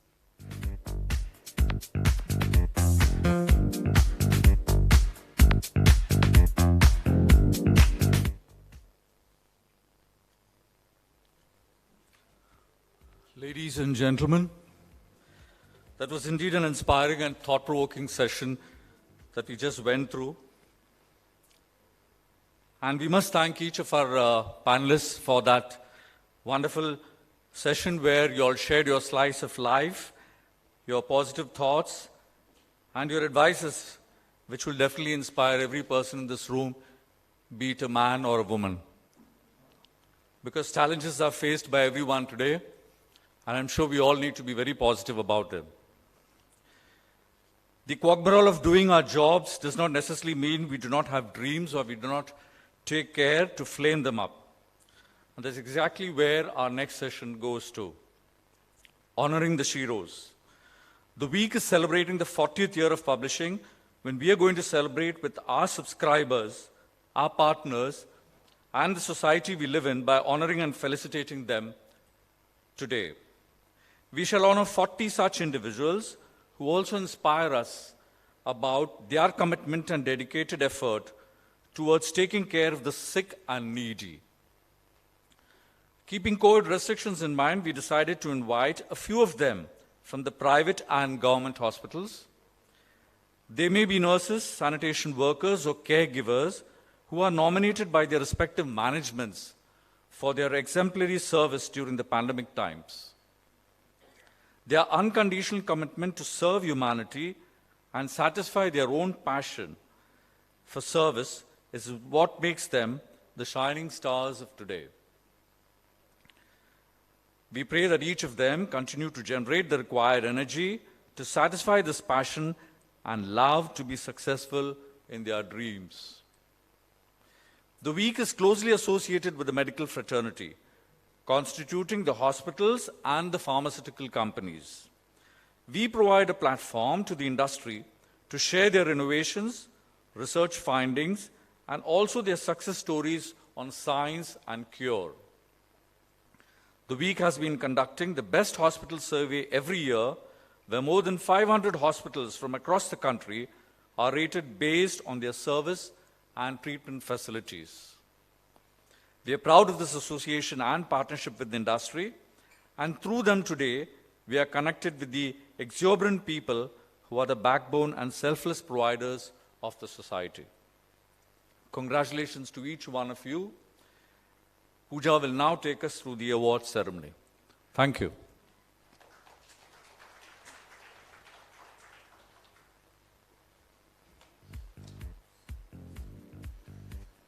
Thank you, sir. Second. Okay. Right, the time has now come to honor our COVID Sheroes. Okay, so I request each of our panelists to kindly felicitate a few Sheroes in turns. I request 10 of the Sheroes to come onto the stage to receive your awards as I read out your names, please. Okay. So I first request Commander Prasana to do the honors. Ma'am, please come onto the stage.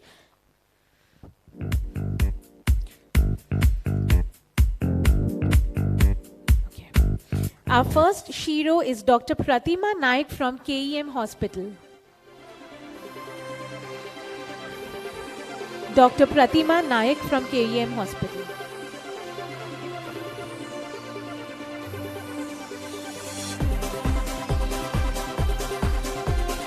Congratulations, ma'am.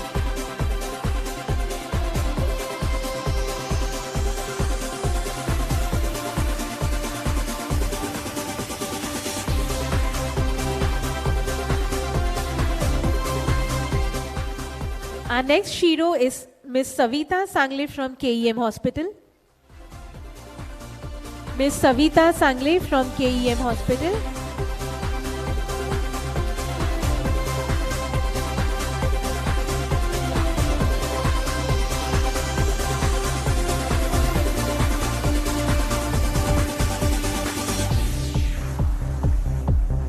Mr. Arya Santosh, Kokhilaben Dhirubai Ambani Hospital.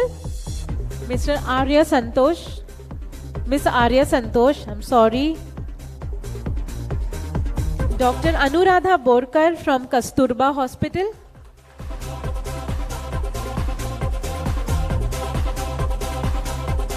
Congratulations, Miss Arya. Dr. Anuradha Borkar from Kasturba Hospital. Mrs. Alpana Gothankar from Kasturba Hospital.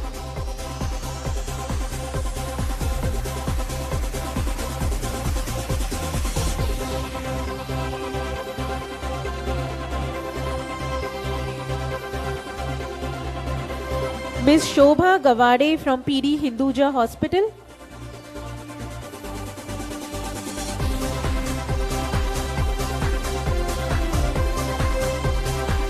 Mrs. Vaishali Ayare from RN Cooper Hospital.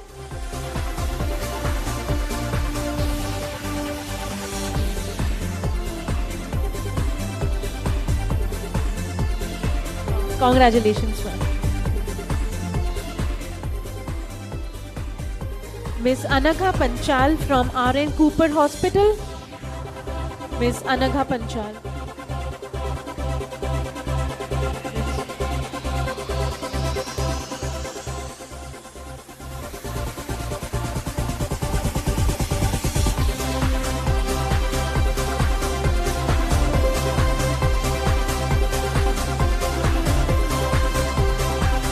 Ms. Manju Johnson from Apollo Hospitals, Navi Mumbai.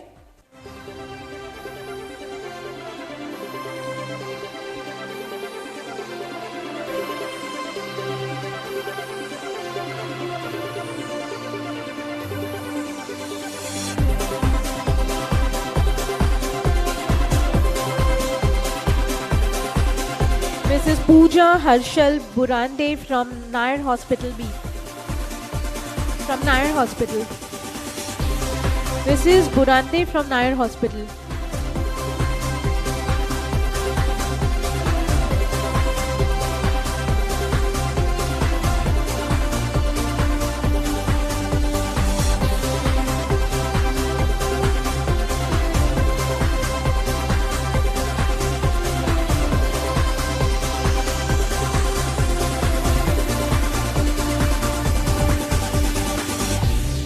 Thank you, ma'am.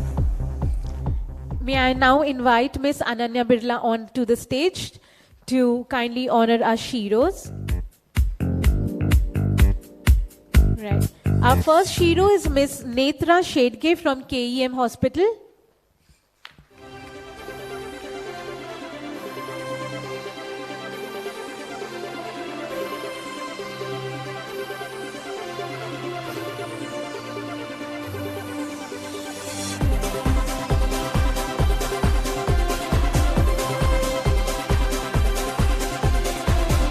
Ms. Deepa Sharma from KEM Hospital.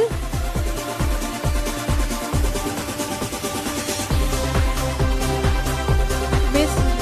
Varsha Joshi from Kasturba Hospital.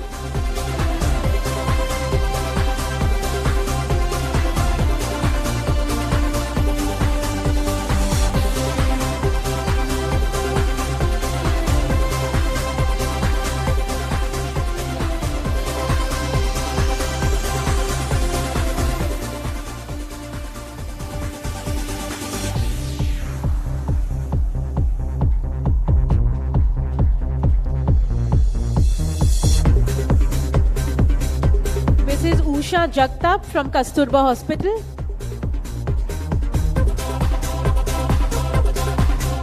Mrs. Usha Jagtap from Kasturba Hospital.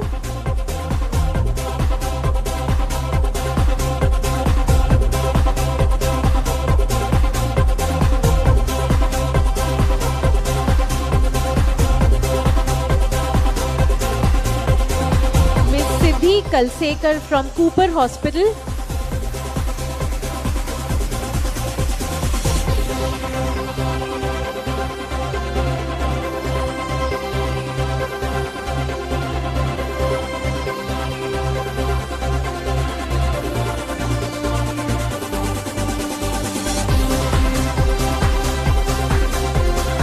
Anju Soman from Apollo Hospitals, Navi Mumbai.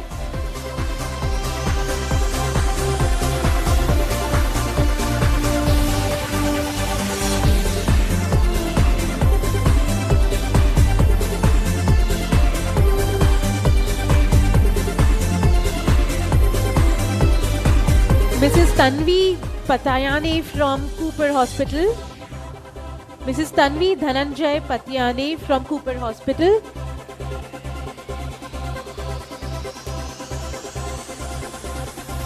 Ms. Jivita Gawade from KEM Hospital.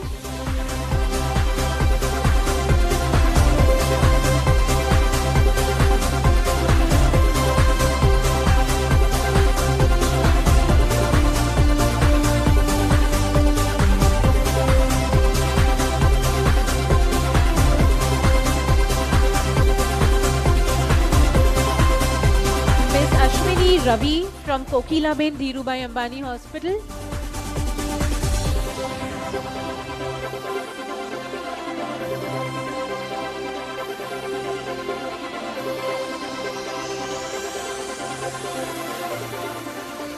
And Ms. Sharada Patil from Kasturba Hospital.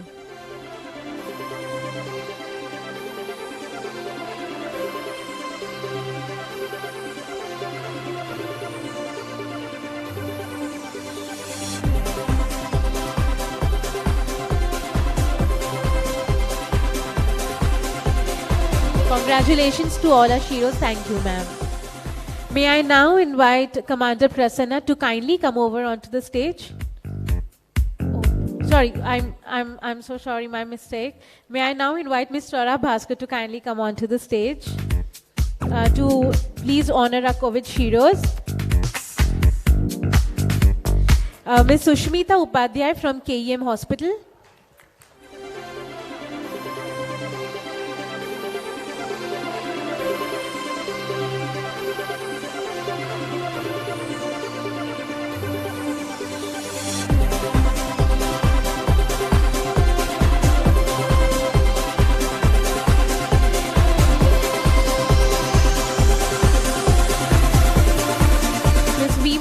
Puntkar from KEM Hospital. Ms. Vimal Puntkar from KEM Hospital.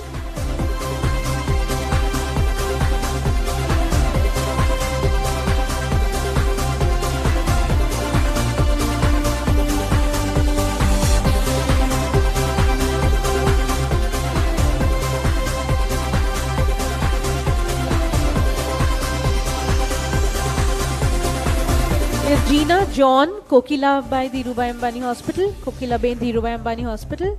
Ms. Gina John.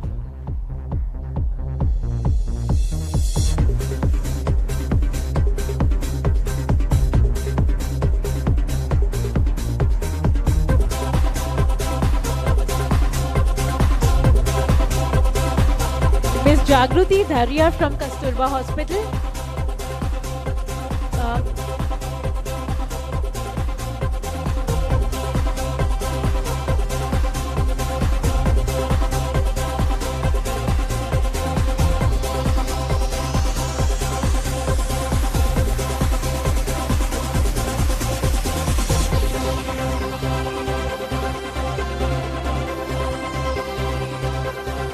Ms. Swapnila Rikami from PD Hinduja Hospital.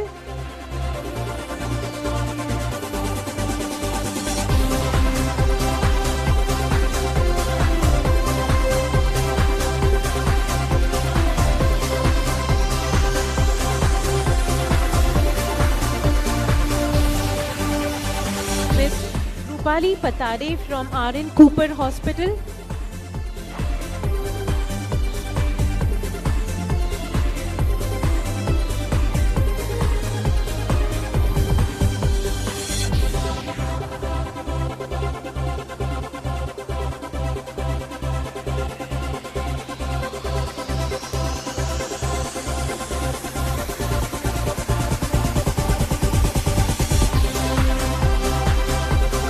Rakhi Bani from RN Cooper Hospital.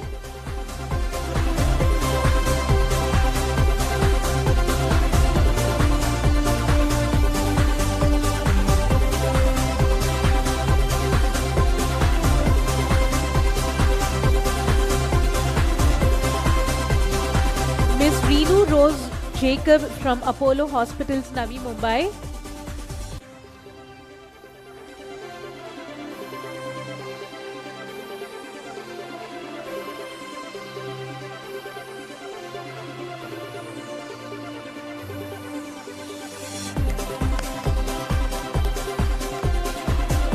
Miss Vaishali Ambolkar from PD Hinduja Hospital.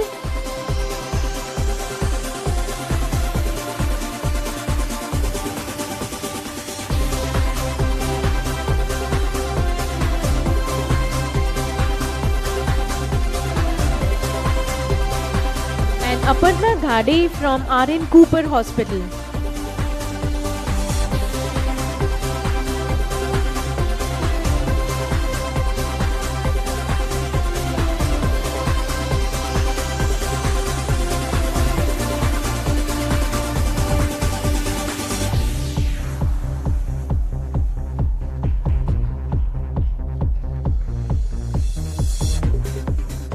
Congratulations, Shiros. Thank you, Swara.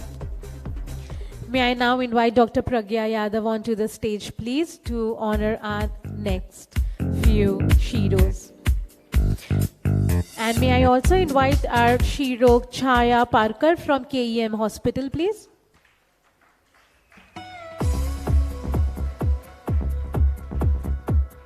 Ms. Chaya Parkar, KEM Hospital. Ms. Kalpana Borade from KEM Hospital.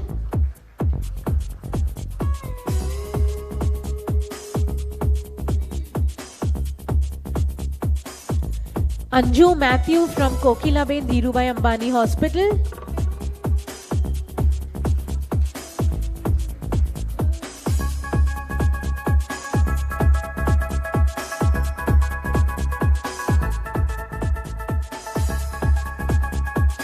Mrs. Sujata Gawandi from Kasturba Hospital.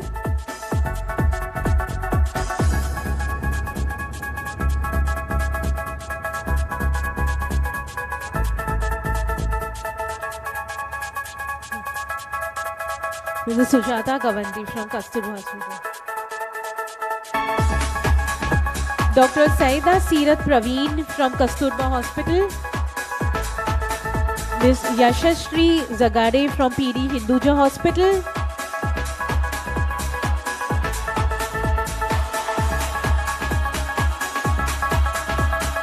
Mrs. Ujjwala Rane from Cooper Hospital.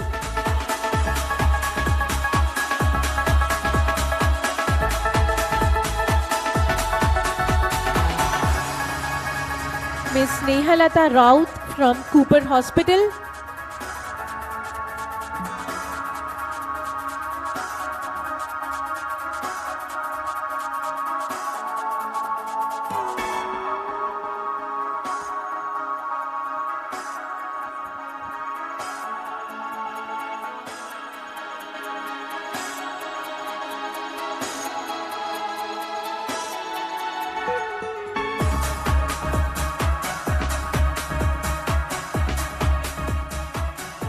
Ms. Snehalata Raut from Cooper Hospital. Ms. Veena Jitendra Narkar from Apollo Hospitals, Navi Mumbai. Ms. Saili Gawade from Bandra Division, BMC.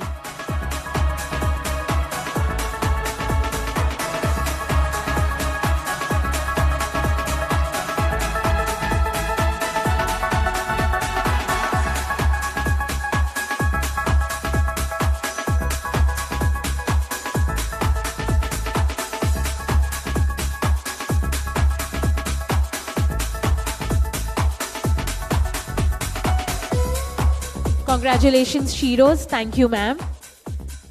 May I now invite Dr. Kiran Coelho onto the stage, please, to honor our Shiros. Starting with Ms. Nagarbai Vajale from KEM Hospital.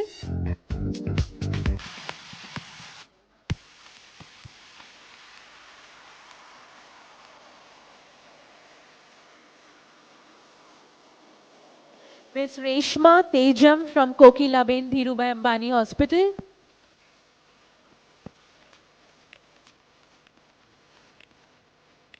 Ms. Vijaya Rathod from Kasturba Hospital.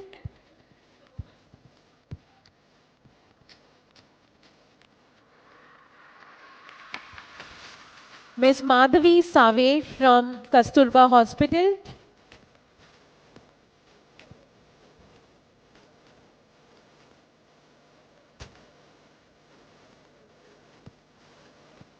Ms. Madhavi Save from Kasturba Hospital. We have Ms. Celine Lobo from PD Hinduja Hospital.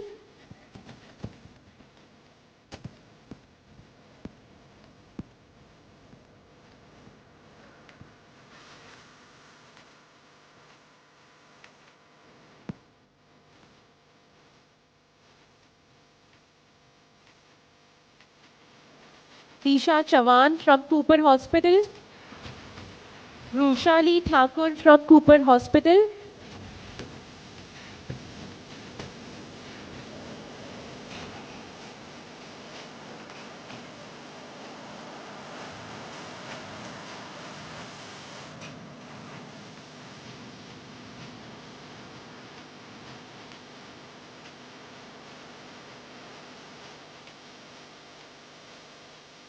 Rushali Thakur from Cooper Hospital. Poonam Tikudev from Apollo Hospitals, Navi Mumbai. Miss Poonam Tikudve from Apollo Hospitals, Navi Mumbai. Mrs. Pallavi Darshan Tambe from Kasturba Hospital.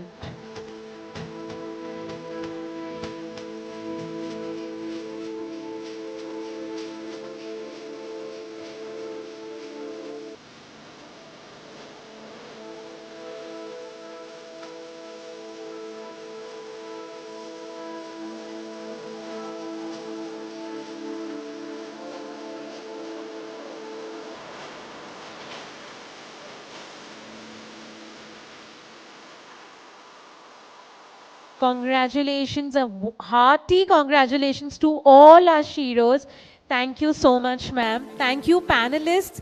But kindly wait back for a group photo, panelists along with the Shiros. And may I now request Mr. Joji Acharya, General Manager, Malayalam Manorama, to kindly deliver the vote of thanks. Thank you.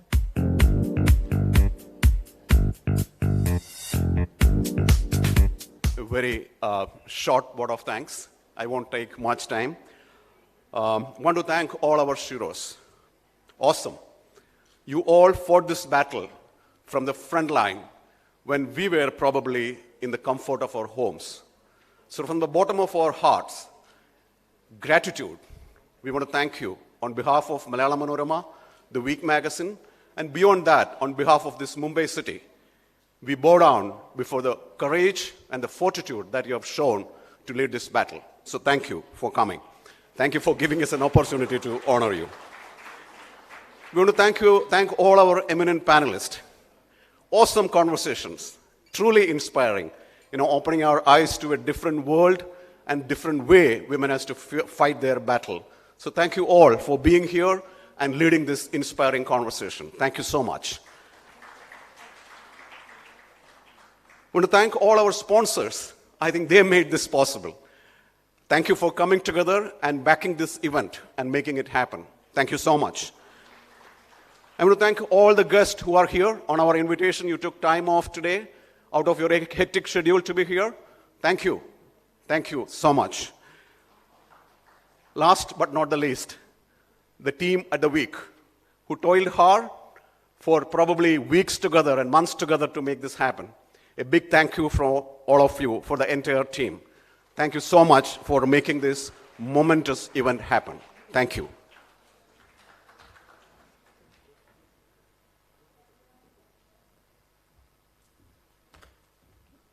May I now invite the panelists and the Shiros to kindly come on stage for a group picture.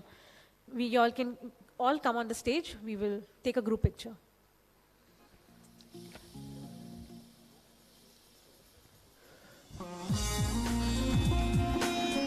Panelists, you all can come from here.